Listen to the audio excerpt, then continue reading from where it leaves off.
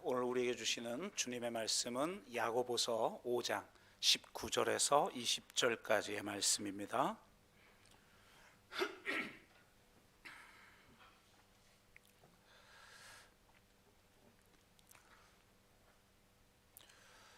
야고보서 5장 19절과 20절을 우리가 한 목소리로 같이 읽도록 하겠습니다. 함께 읽습니다. 내 형제들아, 너희 중에 미혹되어 진리를 떠난 자를 누가 돌아서게 하면 너희가 알 것은 죄인을 미혹된 길에서 돌아서게 하는 자가 그의 영혼을 사망에서 구원할 것이며 허다한 죄를 덮을 것임이라. 아멘.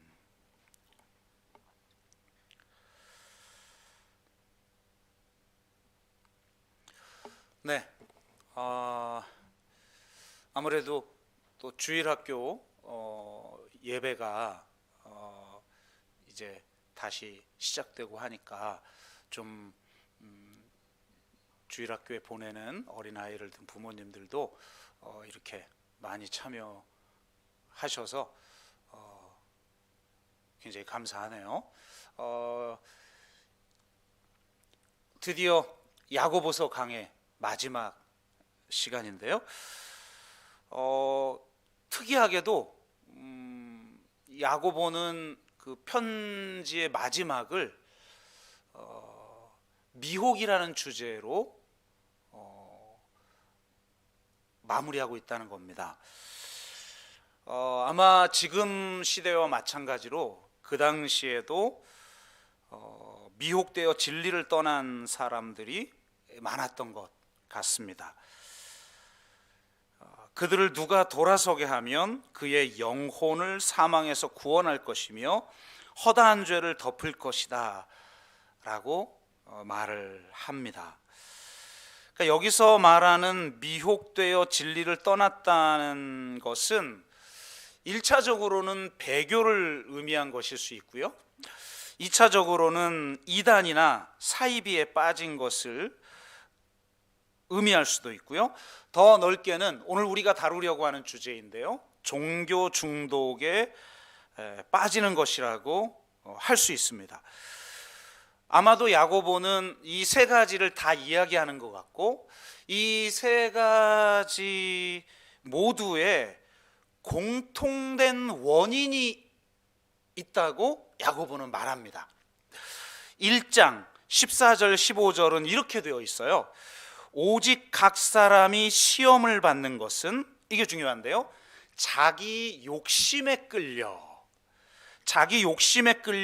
미혹됨이니, 욕심이 잉태한 즉 죄를 낳고 죄가 장성한 즉 사망을 낳느니라, 이렇게 말합니다. 그러니까 이 세 가지 형태의 미혹의 원인이 바로 자기 욕심에 끌리는 거라는 겁니다. 그리고 이 자기 욕심이야말로 바울이 골로새서 3장 5절에서 말한 것처럼 우상숭배죠. 탐심은 곧 우상숭배니라 라고 말한 것처럼 이 세 가지 미혹의 본질 안에 우상숭배가 있다는 거예요. 그래서 오늘은 바로 이 메시지를 전제로 하여 종교 중독의 문제를 함께 다루어 보도록 하겠습니다.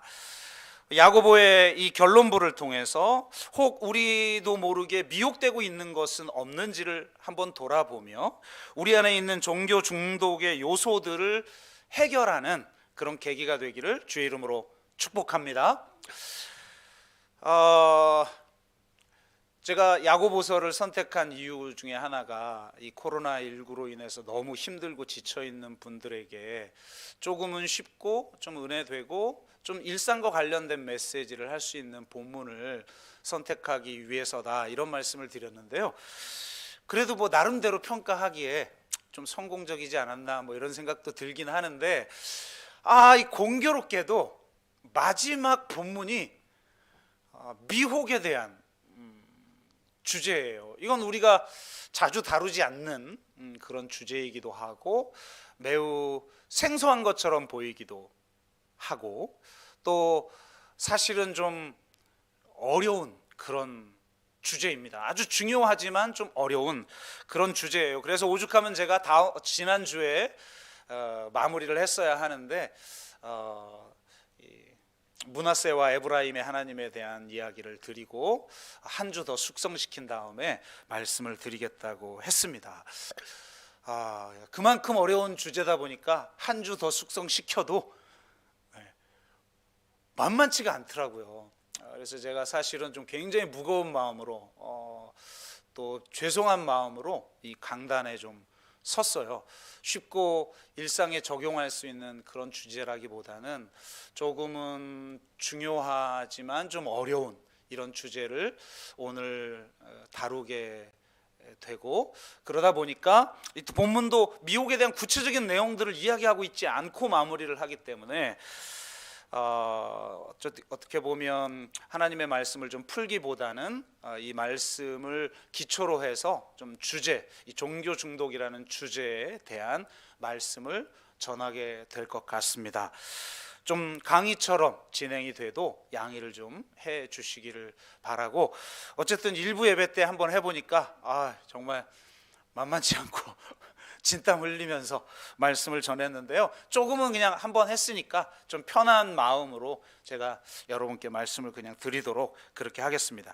제가 이 주제에 대한 말씀을 준비하면서 읽은 책 중에 개인적으로 가장 재미있게 읽었던 책을 먼저 소개하면서 한번 이 주제를 풀어보도록 하겠습니다. 심리 조작의 비밀이라고 하는 책인데요. 일반 책들이 다루는 그런 주제와 달리 테러리스트 혹은 사이비 종교에 빠진 사람들 혹은 불법 다단계에 빠진 사람들, 여러분 이게 대체로 좀 비슷하죠.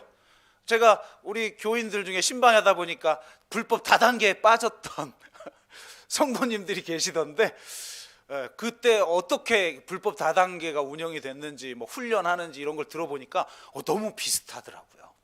그래서 이런 우리가 보통 잘 다루지 않는 사람들의 이야기를 다루면서 어떻게 심리 조작이 이루어지는지를 이야기해요. 아주 재밌습니다.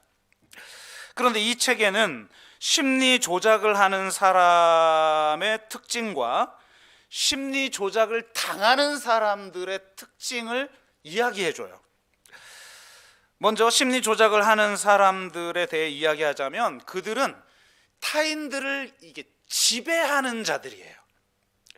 왜 이렇게 좀 타인들에게 영향력을 끼치고 타인들을 통제하고 해야만 직성이 풀리는 사람들이 있죠. 이렇게 타인들을 지배하는 사람들인데, 이들은 폐쇄적인 집단에서 가장 강한 위치에 서 있어요. 그럴 수밖에 없겠죠. 그런 성향이니까.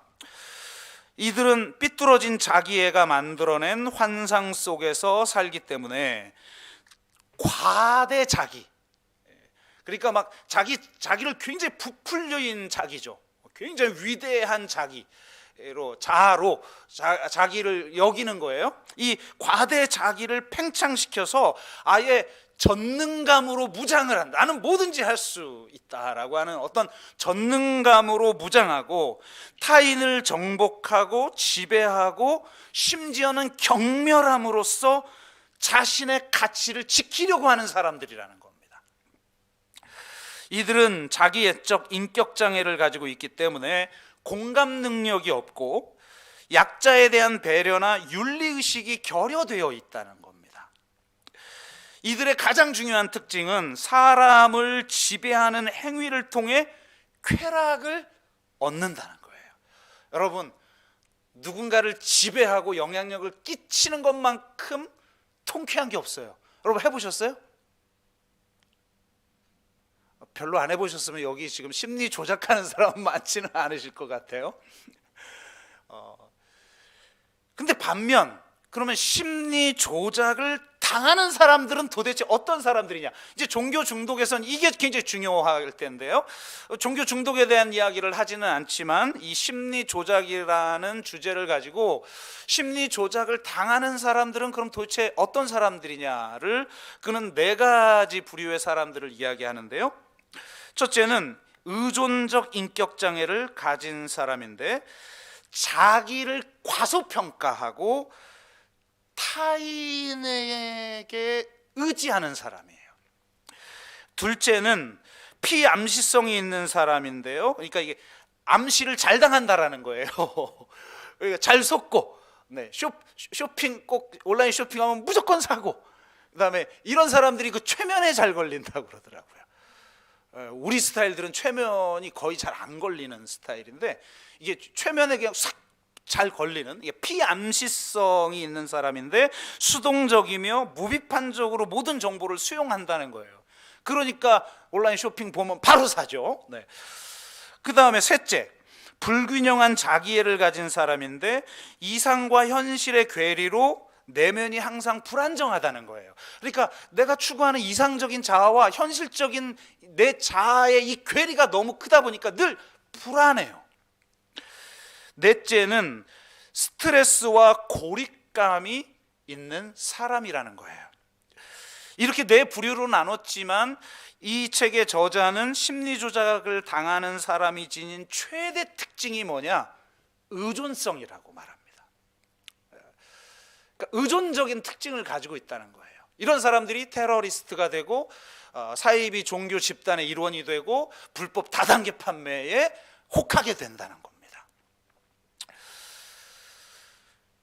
이 책을 읽으면서 가장 재미있었던 것은 그런 그들을 심리 조작하는 방법들.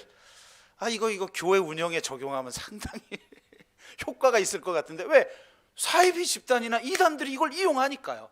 그래서 이 심리 조작의 방법들에 대해서 오늘 소개할 시간은 없지만 그 읽어보면 이단이나 사이비 종교들이 이렇게 사람들을 세뇌시키는구나, 그냥 확 이해가 돼요. 그런데 제가 오늘 주제와 관련해서 정말 재미있었던 것은 이 심리 조작을 하는 사람과 심리 조작을 당하는 사람들 모두 중독적 특징을 가지고 있다는 거예요. 자, 여러분, 중독적 특징이 뭘까요? 중독에는 크게 두 가지가 있다고 합니다. 하나는 물질 중독, 우리가 흔히 중독으로 이해하는 것들이죠. 뭐 마약 중독, 알코올 중독, 이런 물질 중독이 있고, 그러나 이거보다 중독은 더 보편적이죠. 보통 이런 물질 중독은 막 특별한 사람들에게 걸리지만 이 두 번째 중독, 이것은 우리 대부분이 어떻게 보면 이 중독을 가지고 있다고 말할 수 있는 중독인데요. 행위 중독이라고도 부르는 과정 중독이 있어요. 뭐 스마트폰 중독, 쇼핑 중독, 그다음에 뭐 일 중독, 뭐 이런 것들이죠. 과정 중독 중에 가장 핵심적인 두 가지가 있다고 합니다. 이 전문가들이 하는 이야기예요. 하나는 자기의 중독과 다른 하나는 관계 중독이에요. 그러니까 이 두 가지 형태의 과정 중독이 다양한, 뭐 일 중독이라든지 뭐 혹은 섹스 중독이라든지 뭐 혹은 폭력 중독이라든지 아니면 뭐 쇼핑 중독이라든지 이런 걸로 뭐 드러나는 건데, 이런 다양한 행위 중독 혹은 과정 중독의 핵심에는 두 가지 중독이 있다는 거예요. 하나가 자기애 중독이고 하나는 관계 중독이에요. 이 전자는 현대의 가장 중요한 특징이기도 한 나르시시즘을 의미하며, 후자는 공동의존이라고도 부르는 혹은 공의존이라고도 부르는데요, 동반의존이에요.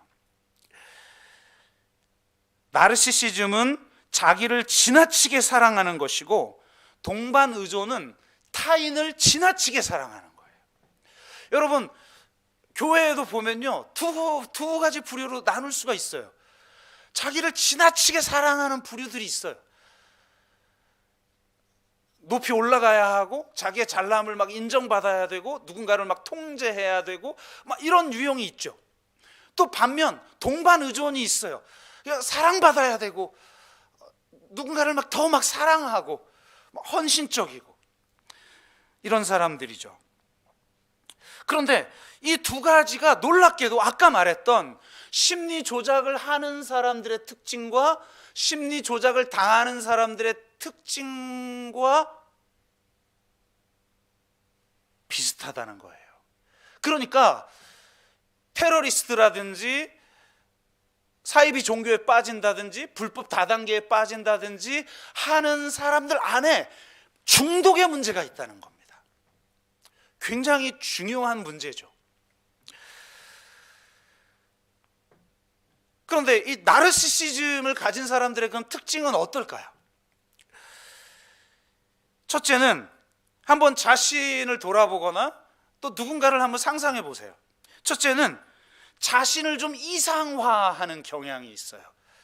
그리고 이상화하기 어려운 특징이 다 있잖아요, 인간에게는. 근데 그걸 인정 안 하고 그것을 타인에게 투사시켜서 떠넘겨 버려요. 그러니까 나는 이상화시키고 상대는 다 문제가 있는 사람으로 여기는 경향성이 있는 거죠. 자기 자신이 세상에서 가장 우월하다라는 오만한 태도를 가지고 있는 반면 다른 사람을 별거 아닌 존재로 취급하면서 타인을 좀 멸시하는 태도들을 가지고 있다는 겁니다. 부끄러움을 모르는 뻔뻔함을 가지고 있고요. 다섯째는 어떻게 감히 내까지 깨?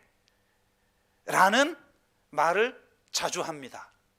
감히 너희들이 내게? 이런 말을 하는 사람들이 나르시시즘에 빠져 있는 경향이 많아요. 그러니까 타인에 대한 좋지 않은 자격을 함부로 내가 막 부여하는 그런 경향성들이 있는 거죠. 여섯째는 영원히 자신을 사랑해 달라며 타인을 끊임없이 착취해요. 이거 해라, 이거 해라, 저거 해라 명령하거나 이걸 해달라, 저걸 해달라 막 요구를 쉽게 하지요. 일곱째는 내 것은 내 것, 내 것은 내 것, 그리고 네 것도 내 것 이라는 의식을 가지고 있어서 타인의 영역을 쉽게 침범해 버려요. 이게 소위 경계선 장애를 가지고 있는 사람들의 특징이기도 하죠. 그러니까 요즘 우리가 이 모든 사람들을 이 나르시시스트로 만드는 경향이 있잖아요. 내 자신이 가장 소중하니까 이런 경향성들을 가지게 만든다는 거예요. 심각한 문제죠. 그런데 가만히 보면 바로 이 특징이 심리 조작을 하는 사람들이 가진 특징이죠.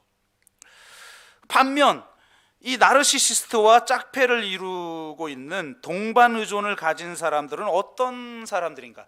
남편이 나르시시스트고 부인이 이 동반 의존증을 가지면 환상적인 커플인 것 같지만 사실 최악의 커플이죠. 이게 참 문제입니다. 근데 이 동반 의존증을 가진 사람들의 특징은 어떨까? 관계 중독이라는 책에 의하면 이들의 가장 중요한 특징은 자신의 객관적 지위와 상관없이, 그러니까 사회적 위치가 낮든 높든 상관없이 자존감이 낮다는 거예요. 아무리 박사고 아무리 교수고 그러면 뭐예요? 자존감이 낮아요. 자존감이 낮기 때문에 의존적일 수밖에 없는 거죠. 여러분, 이상한 사람들이 이단에 빠지나요? 그렇지 않죠. 굉장히 엘리트인데도 또 전문직에 있는데도 쉽게 빠져요. 이해는 안 돼요. 근데 왜 그러느냐? 파헤쳐 들어가 보면 거기에 낮은 자존감의 문제가 있고 결국 의존적인 성향이 있다는 거예요. 이런 사람들이 관계 중독에 빠지는 거죠.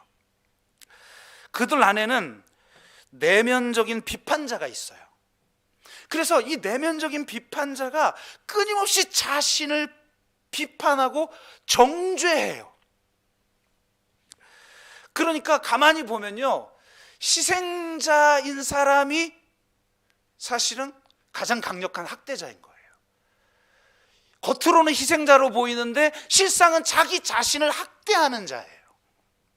이게 무서운 거죠. 이 내면적 비판적 자아가 내가 사랑하는 그 사람을 이상적으로 만들어요. 나에게 폭력을 행하는데도 나아지겠지? 원래는 괜찮은 사람이야? 그러면서 상대를 이상화시켜요. 혹은 이런 사랑의 관계를 비방하거나 반대하는 사람들을 막 비하하고 혐오하고 공격해요.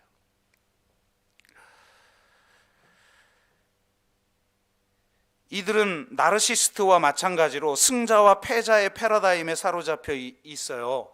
그러니까 아니, 이 세상에 승자와 패자로 나눌 수 없잖아요, 이 세상을. 그런데 항상 그 안에 이런 패러다임이 있는 거예요. 난 승자가 돼야 된다, 성공해야 된다, 높이 올라가야 된다, 난 승자가 돼야 된다. 그러니까 승자와 패자라는 패러다임을 가지고 있는데, 나르시스트들은 자신을 승자라고 여기는 반면 이 동반 의존자들은 자신을 실패자라고 여긴다는 거예요. 이 문제죠. 어떻게 우리가 실패자입니까? 그런데 자신을 패자라고 생각하기 때문에 항상 자신감이 부족하고 자신을 신뢰하지 못해요. 항상 자신은 쓸모없는 존재라는 느낌에 사로잡혀 있어요. 그러니까 이들 안에 있는 핵심적인 감정이 뭐냐면 사실은 수치심이라는 거예요. 여러분, 제가 종종 이야기하죠. 죄책감은 뭐냐? 내가 잘못 행한 어떤 행위에 초점이 있어요. 아, 내가 잘못된 행위를 했구나 라는 깨달음에서 오는 게 죄책감이에요. 그런데 이 수치심은 행위가 아니라 존재에 대한 거예요.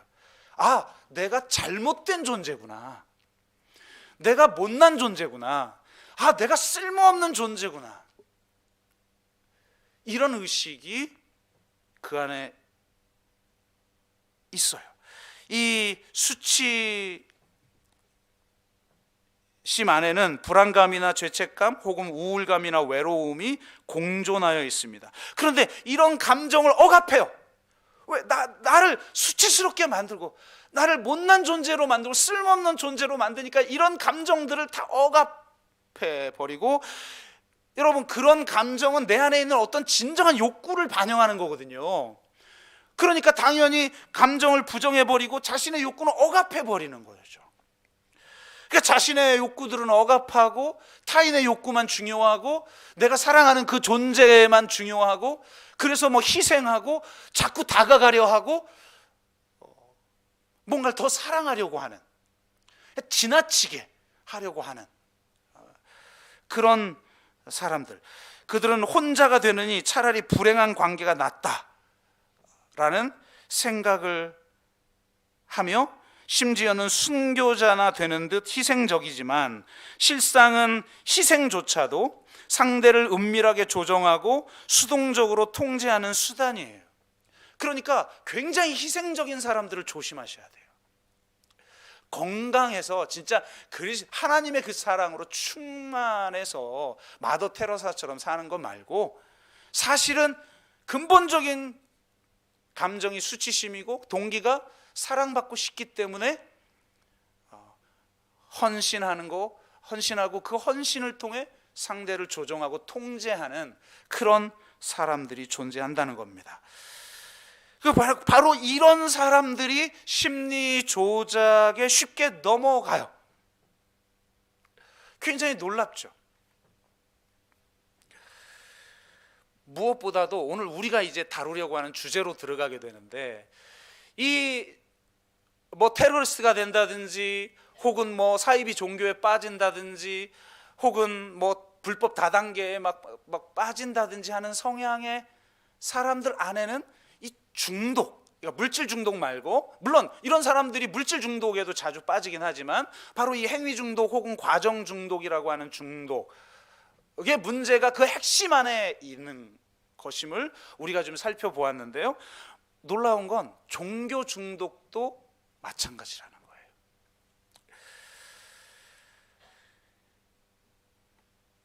종교 중독이라는 말이 생소한 분들도 있을 수 있는데요, 종교적인 형태를 띈 중독이라고 할 수가 있겠어요. 쉽게 말을 하면 이 종교 중독과 관련하여 가장 유명한 책이 해로운 신앙이라는 책인데요, 부제가 종교 중독과 영적 학대의 치유라는 거예요.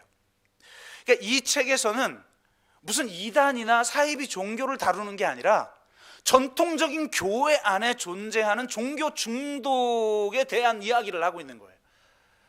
제가 일부 예배 때는 이걸 자세히 이야기를 했는데요. 해로운 신앙의 체계의 특징들에 대한 자세한 이야기를 했는데 좀 시간이 길어지더라고요.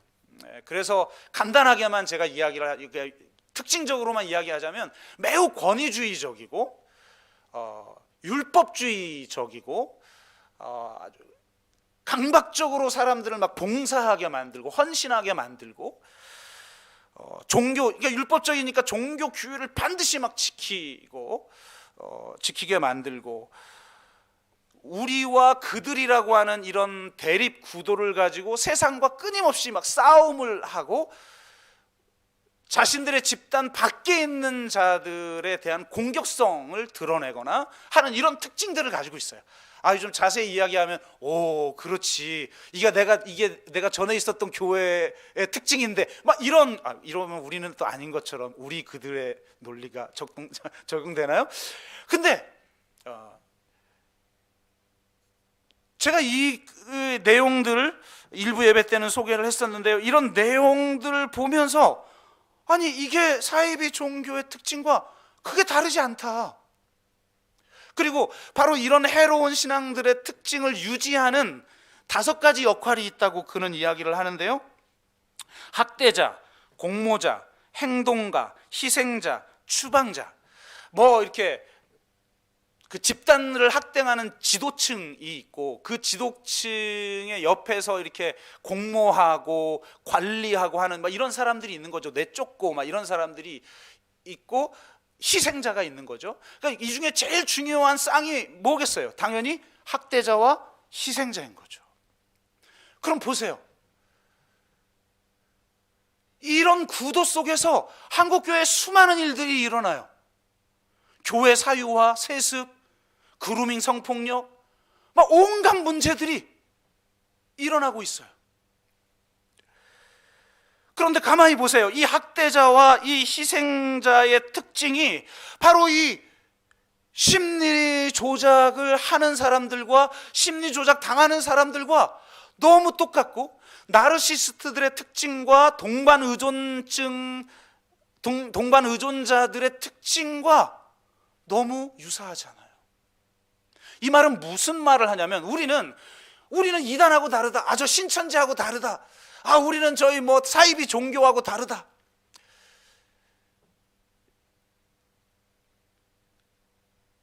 그렇게 이야기하지만 왜 도대체 이렇게 이단들이 많을까?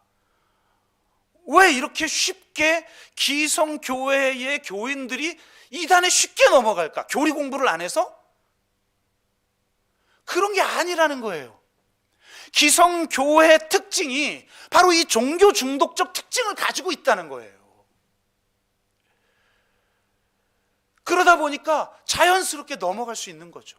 세상 사람들이 볼 때 신천지나 개신교나 똑같다 라고 볼만한 게 실제로 있다는 거예요. 그걸 우리는 애써서 우리는 신천지와 달라요, 우리는 사이비 종교와 달라요 라고 말하지만 세상 사람들에게 별로 설득력을 주지 못하는 이유가 우리 안에 이런 종교 중독의 모습이 너무나도 강력하게 자리 잡고 있다는 겁니다.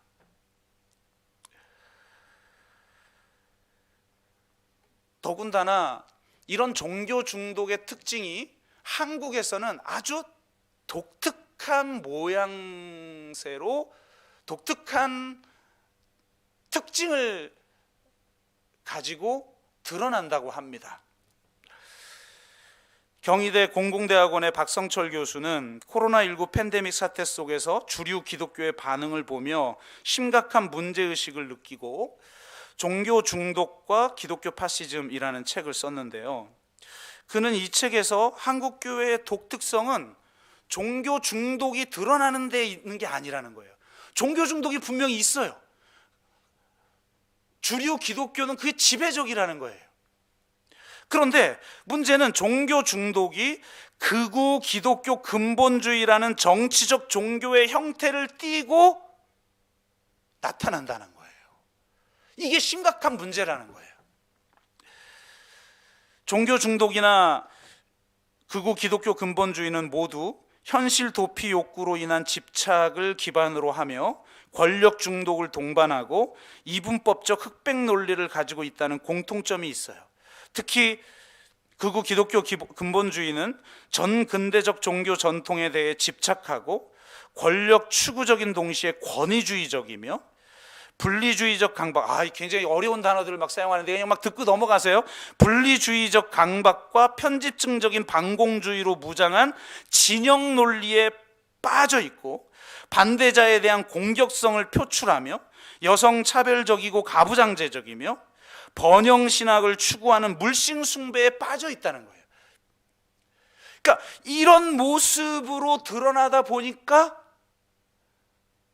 어쩌면 이단이나 사이비 종교보다 더 심각한 문제 집단으로 세상이 지금 우리 기독교를 바라보고 있다는 거예요. 이걸 바꾸지 않으면 기독교는 정말 큰 위기다라고 주장하면서 그는 이를 회복하기 위해서는 인류의 공동선에 복무하는 디아코니아 정신을 회복해야만 한다. 이렇게 막 애절하게 주장합니다. 설득력이 있죠?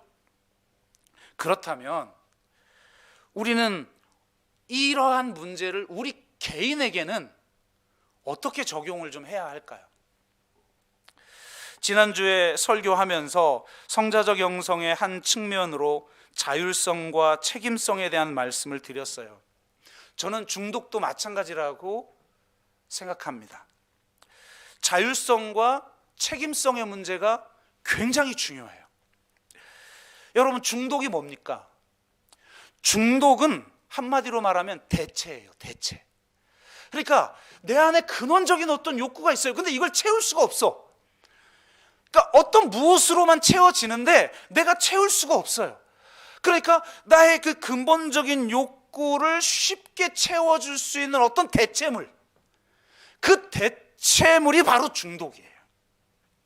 그 대체물을 찾는 것, 이게 바로 중독이죠. 그러니까 이걸 종교에 적용하면 종교 중독이라는 건 뭐냐면 하나님 자신을 찾지 않아요. 사람들은 말로는 하나님을 찾죠. 근데 진짜 그 하나님을 찾는 게 아니라는 거예요. 사람들은 하나님을 구하는 게 아니라 종교라는 대체물을 섬긴다는 거예요. 어떤 황홀한 영적 체험이라든지 특별한 어떤 유익이라든지 혹은 어떤 특별한 형태의 종교적 행위라든지 종교 체제나 종교 집단이나 카리스마적인 지도자든지 그 무엇이든지 간에 혹은 뭐 기가 막힌 뭐 교리라든지 전통이라든지 그 무엇이든지 간에 하나님이 아닌 무엇으로 대체하는 것, 이것이 바로 종교 중독이고 이것이야말로 우상 숭배라는 겁니다. 그러니까 우리가 진짜 하나님을 찾는 게 아니라 종교라는 것을 통해서 뭔가 나의 욕구, 채울 수 없는 그 욕구를 뭔가 만족시키려고 하는 어떤 대체물을 찾는 이런 행위가 종교 중독자들의 특징이라는 거예요. 우상 숭배는 하나님의 형상을 만들어 숭배하는 죄죠. 하나님을 욕망을 성취하기 위한 수단으로 활용하기 위해서 하나님을 형상화하여 자신이 통제할 수 있는 존재로 만드는 거예요. 여러분, 우상 숭배의 본질이 뭐냐면 내가 통제할 수 있는 존재, 형상화시켜야만 내가 통제할 수 있고 그래야만 내가 하나님을 수단으로 마음껏 부릴 수가 있는 거예요. 여러분, 요술램프의 지니는 내가 쓰다 보면 무조건 나와야 돼요. 내가 소원을 말하면 무조건 들어줘야 돼요. 그러니까 사실은 그가 우월한 존재인 것 같지만 나의 통제 아래에 있는 존재에 불과한 거죠. 신이 말은 절대자라고 하지만 실상은 내 통제 아래에 있는 우상에 불과한 것, 거짓 신들에 불과한 거예요. 그러니까 하나님을 경배하는 것처럼 보이지만 실상은 하나님을 통제하려는 욕망, 이것이 바로 우상 숭배의 본질이라는 겁니다. 그런데 무서운 것은, 여러분, 제가 우상 숭배에 대한 말씀을 전해드렸죠. 분명히 내가 통제하기 위해서 내가 만들어낸 건데 나중에는 그 우상이 나를 지배해버리고 나를 착취해버려요. 그리고 우리는 그 우상의 노예가 되어버리고 그 우상에 하나님이 아닌 어떤 것들, 그게 아무리 보기 좋은 종교적인 모습이든 세상이 볼 때 부러워하는 성공적인 모습이든 그것들에 지배당하고 그것들에 의존하는 노예가 되어버리는 거예요. 그래서 종교 중독 체계 안에, 해로운 신앙의 체계 안에 들어가서 그냥 지배받고 살고 의존적으로 살고 율법적으로 살고 의존적으로 살고 진정한 자유를 누리지 못하는 거예요. 그러나 여러분, 진정한 신앙은 의존이 아니라 자유인 줄로 믿습니다. 진리를 알지니 진리가 너희를 자유케 하리라. 참 진리를 알면 어떤 인간의 욕망이나 투사나 사상이나 교리로도 에도 갇히지 않는 진짜 하나님, 진짜 자유하신 그 하나님을 우리가 경험할 때 우리도 진짜 자유하게 된다는 거예요. 여러분, 자유하십시오. 여러분, 자유로 부름받은 사람들이에요. 저 애굽의 노예로부터 그들을 자유롭게 하여 자유민이 되게 하신 사건이 출애굽 사건 아닙니까? 중독은 우리에게 뭔가 우리의 욕구를 채워주는 것처럼 보이면서 결국 자기를 경배하게 만들고 그것 없이 살 수 없게 만들고 결국 그것의 노예가 되게 만들어요.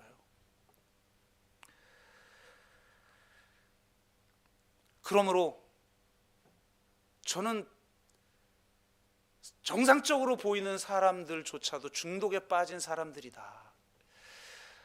하나님은 그 중독으로부터 우리를 자유케 하기 위해서 예수 그리스도를 이 땅에 보내셔서 그리스도를 경험하고 인격적으로 만남으로 말미암아 진정한 자유인으로 살게 하신다고 믿습니다. 의존적 노예로 만드는 것이 아니라 그리스도 안에서 장성한 자로 그렇게 세우는 종교가 진짜 종교인 줄로 믿습니다. 부모님이 자녀가 나이가 20, 30이 됐는데도 어린아이 같으면 답답해서 어떻게 삽니까? 우리가 하나님을 의존한다는 말은 진짜 하나님이 아닌 것들이 아닌 것들에만 의존, 아닌 것이신 진짜 우리를 자유케 하시는 그 하나님만을 절대적으로 섬긴다는 거예요. 그렇게 하나님만을 섬기면 하나님이 아닌 모든 것들에서 자유하는 진정한 자유인이 되는 줄로 믿습니다. 두 번째로, 중독은 회피예요. 여러분, 중독자들의 특징, 종교 중독의 특징 다 똑같습니다. 중독은 회피예요. 중독의 본질은 회피입니다. 진짜 현실에 대한 회피이며 감당이 안 되는 거예요, 진짜 현실이.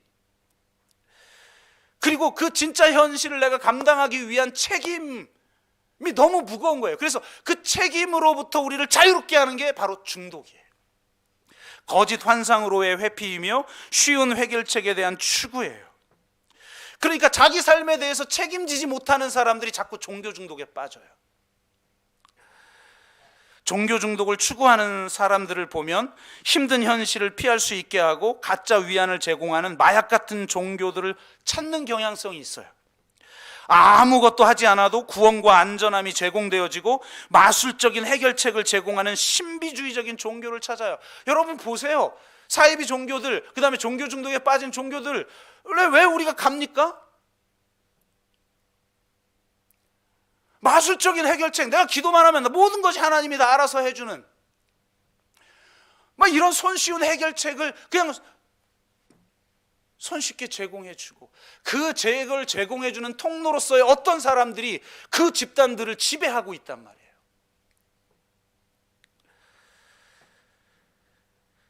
자신의 욕망을 손쉽게 충족시켜 줄 수 있는 그런 종교를 그들은 찾고 있는데, 해로운 신앙체계나 우상숭배만큼 이것을 손쉽게 제공하는 게 없죠.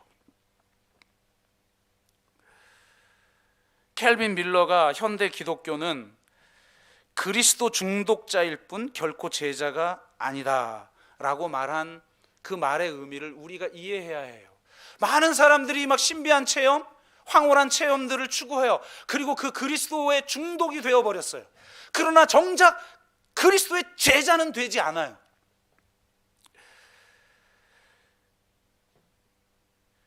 진짜 제자는 진짜 그리스도인은 값싼 행복으로 가는 도피주의자가 아니에요. 내가 어떤 책임을 감당하지 않아도 뭐 값싸게 뭐 이런 해결책들이 위안이 막 제공되어져 있는 것처럼 보이는,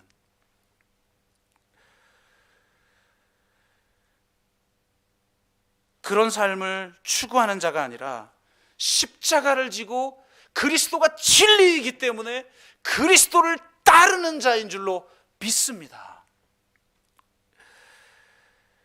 예수님처럼 낮아지고 작아지고 겸손해지고 가난해지는 그런 진정한 제자로 살 수 있어야 합니다. 어떤 시험이 와도 십자가를 지고 그리스도를 따르며 손쉬운 해결책이 아니라 지금 이 하나님이 없는 것 같은 고난의 상황, 이 시험의 상황을 견뎌내고 버텨내고 철저히 하나님만을 신뢰하며 인내할 수 있는 신앙, 이것이 진정으로 책임 있는 신앙인 줄로 믿습니다. 자율성과 책임성은 연결된 거예요. 책임성이 없는 자율성은 가짜입니다. 자유 없는 책임성도 또한 가짜예요. 진짜 종교는 우리를 진정으로 자유케 하는 동시에 진정으로 하나님 앞에서 책임 있는 존재로, 하나님의 나라와 의를 구하는 존재로 살아가게 만듭니다. 종교인이 아니라 진짜 제자로 살아가게 만듭니다. 그러므로 여러분, 한편으로는 의존적인 노예로 만들면서 또 한편으로는 값쉬운 그런 마술적인 해결책을 제공하는 가짜 종교, 종교 중독자들의 종교, 혹은 사이비 종교, 이단 종교에 빠지지 마시고, 여러분 정말 진정한 진리가 있는 더불어 숲으로 오시기를. 이러면 되게 이상하다. 꼭 사이비 교주 같은데요. 여러분 진짜 성경적인 공동체에 속하는 저와 여러분이 되시길 주의 이름으로 축복합니다. 그러나 가장 중요한 한 가지 문제가 남아 있습니다. 중독에 잘 걸리는 사람이 누구라고 그랬어요? 자존감이 낮은 사람이에요. 그 자존감이 낮은 사람 안에 있는 핵심 감정이 뭐예요? 수치심이라는 겁니다. 그러니까 결국 이 수치심의 문제를 해결하지 못하는 한 우리는 끊임없이 종교 중독이나 다른 여러 중독에 빠지게 된다는 거예요. 내 안에 있는 나를 사랑하지 못하는 마음, 내가 잘못된 존재, 내가 쓸모없는 존재라는 그런 생각들, 그리고 그 생각들과 함께 어울려져 있는 외로움, 공허감, 죄책감, 이런 것들을 해결하지 않으면 안 돼요. 여러분, 중독이라는 건 결국은 자기 방어예요. 수치심을 주는 상처로부터 자신을 보호하는 수단을 찾는 것, 이게 바로 중독의 본질인 거예요. 자기를 보호하고 싶은 거예요. 드러내고 싶지 않은 거예요, 내 못난 모습을. 여러분, 내가 중독에 빠지는 동안은 이 수치심을 잊을 수가 있어요. 중독은요, 우리의 자기 효능감을 높여줘요. 그게 돈이든, 그게 일이든, 그게 관계 중독이든, 그 중독에 빠지는 순간 우리 안에 있는 수치심을 잊게 만들고 자기 효능을 높여줘요. 우리를 뭔가 대단한 존재로 만들어요. 그런데 이게 무서운 건 뭐냐면, 이게 환상을 통한 일시적 기분 전환일 뿐 결국은 더 큰 수치심으로 우리를 빠지게 만든다는 거예요. 그러므로 여러분, 종교 중독에 빠지지 마세요. 특별한 어떤 체험을 많이 했다고, 어떤 종교적인 행위에 내가 신실하고 건건한 모습으로 드러나고 있다고, 여러분, 그것이 우리의 진정한 경건을 보장해 주는 게 아니에요. 야고보서를 통해서 우린 그동안 살펴보았잖아요. 내 삶 속에서, 내 인격에서 실제적으로 그것이 드러나지 않으면, 여러분, 기독교는 종교가 아니에요. 기독교는 삶이에요. 그리고 그 온전한 삶을 이루기 위한 우리 안에 있는 이 근원적인 문제, 이걸 해결해야 해요.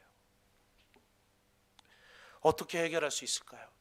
제가 중독에 대한 설교 준비를 위해서 참 많이 읽었어요. 그럼 전부 해결책이, 물론 다양한 스킬들이 있어요. 무슨 뭐 시각화, 뭐 아니면 뭐 무슨 저희 행동 치료, 뭐 인지 치료 많이 있어요. 근데 결국은 핵심을 보면 다 똑같아요. 자기를 있는 그대로 받아들이라는 거예요. 자기 약점을 있는 그대로 받아들여야 수치심이 해결된다는 거예요. 좋은 말이죠. 근데 여러분, 도대체 뭘 근거로 나를 있는 그대로 수용하고, 뭘 근거로 나의 약점을 수용하고, 뭘 근거로 나를 긍정적으로 볼 수 있는 거죠? 그렇게 하는 게 효과가 있다고 하니까 하는 거 말고, 진짜 뭐가 근거가 있냔 말이에요. 흔들리지 않는, 일시적으로 기분 전환만 줬다가 끝나는 게 아니라 영속적인, 가짜 대체물이 아니라 그 진짜 어떤 근거가 있어야 되는 거 아닐까요? 그러니까 효과가 있는 것처럼 보이지만 사실은 진정한 해결책이 아니에요. 진정한 해결책은 오직 저는 성경 안에, 그리고 복음 안에 있다고 확실히 주장합니다. 여러분, 하나님은 여러분을 있는 그대로 사랑하십니다. 하나님은 여러분의 약점을 있는 그대로 인정하십니다. 만약 그렇지 않다면 하나님은 나를 사랑하지 못했을 거예요. 여러분, 저는 정말 죄 많은 인간이에요. 수많은 방황들을 했었어요. 감히 목사가 될 수도 없을 뿐만 아니라 목사가 되고 나서도 제가 볼 때 목사 자격이 없는 사람이에요. 그런데 어떻게 하나님이 이렇게 사랑하실까요? 하나님은 여러분의 약점을 있는 그대로 사랑하실 뿐만 아니라 심지어는 여러분의 잘못, 여러분의 죄를 용서하시기 위해서 자신의 생명을 십자가에 내어주시기까지 할 만큼 나를 사랑하세요. 그 하나님의 사랑이 실제적으로 내가 믿어지고, 내가 그것이 경험되어지고, 내가 그런 하나님을 인격적으로 만나도록 하는 종교여야 해요. 하나님은 우리를 만나시길 원해요. 여러분, 제가 내적 치유 수양회에서 고백하죠. 저희 집 엉망이었습니다. 진짜 전화 걸려와서 보면 막 난장판이에요, 집이. 저희 집은 가정에서 싸움이 일어나면 가구 위치가 바뀌어요. 저도 청소년 시절부터 방황하고 타락할 것들 다 경험해보고, 싸움질도 하고 자살도 하려고 하고, 온갖, 그러니까 그 내면 안에 뭐가 있겠어요? 온갖 열등의식, 자격지심, 죄책감, 근원적으로는 자기 존재를 사랑하지 못하는 그 수치심이 내면 속에 있는 거예요. 그런데 제가 하나님을 만나고 믿음이 들어가기 시작하면서 변화되어지고, 또 하나님의 부르심 따라 신학의 길을 가기도 하고, 그러면서 사람이 바뀌기 시작했지만, 저는 개인적으로 제가 근원적으로 바뀐 때가 언제냐를 고백하자면, 바로 진짜 폭죽처럼 터지는 그런 기쁨으로 나를 기뻐하시는 그 하나님을 실제적으로 만났을 때예요. 그 하나님을 경험하는 순간 내가 얼마나 소중한 존재고 내가 얼마나 존귀한 존재인지를 알게 되면서 제 안에 있는 수치심이 사라졌어요. 여러분, 이 사랑을 우리에게 값없이 주시기 위해서 예수 그리스도가 이 땅에 오시고 십자가에서 죽으시고 부활하신 줄로 믿습니다. 이 원초적인 복음, 이것을 붙들어야만 중독의 문제를 해결할 수 있어요. 그리고 진짜 자유와 진짜 책임 있는 신앙생활이 가능해져요.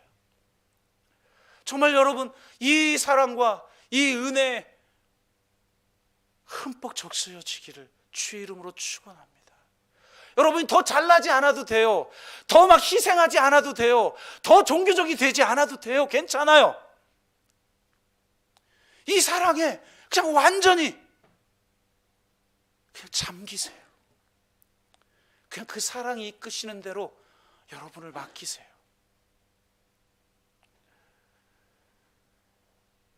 그래서 진정으로 이 중독적 삶에서 자유한 그런 저와 여러분들이 되시기를 주의 이름으로 축복합니다. 그래, 기도합시다.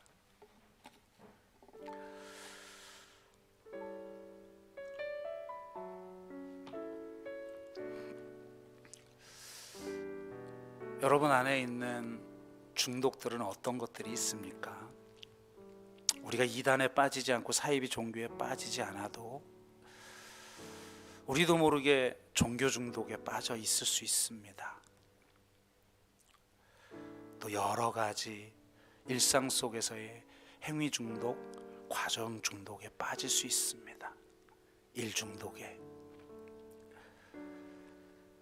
돈 중독에, 스마트폰 중독에, 또 쇼핑 중독에, 갖가지, 심지어는 심리적 상태의 중독, 우울함, 분노에 삼켜져서 그것이 내 인격이 되어버린 그런 삶을 살고 있지는 않습니까? 여러분은 그렇게 살도록 부름받은 존재가 아닙니다. 이는 내 사랑하는 자요, 내 기뻐하는 자라고 주님은 우리에게 말씀하고 계십니다.